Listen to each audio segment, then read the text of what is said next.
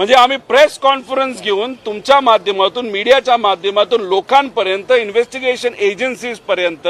DGCA पर्यंत जो ज्या विषय घेऊन पोहोचण्याचा प्रयत्न करत होतो तेच विषय यांनी या रिपोर्टमध्ये घेऊन सांगितले हो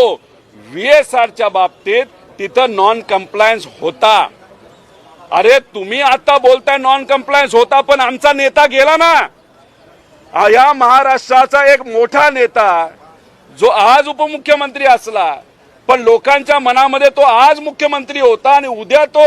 100% मुख्यमंत्री बनू शकला असता असा आमचा मराठी नेता आज दुर्दैवाने नाही। आणि या रिपोर्टमध्ये तुम्ही म्हणता हो व्हीएसआर या कंपनीच्या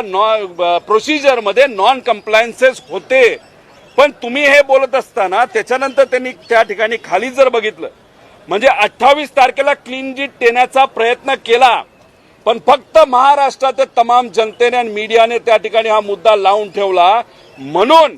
यांनी हा रिपोर्ट तिथं काढला। पण या रिपोर्टमध्ये सुद्धा त्यांनी एक रस्ता ठेवलाय व्हीएसआर व्हेंचरला वाचवण्याचा, तो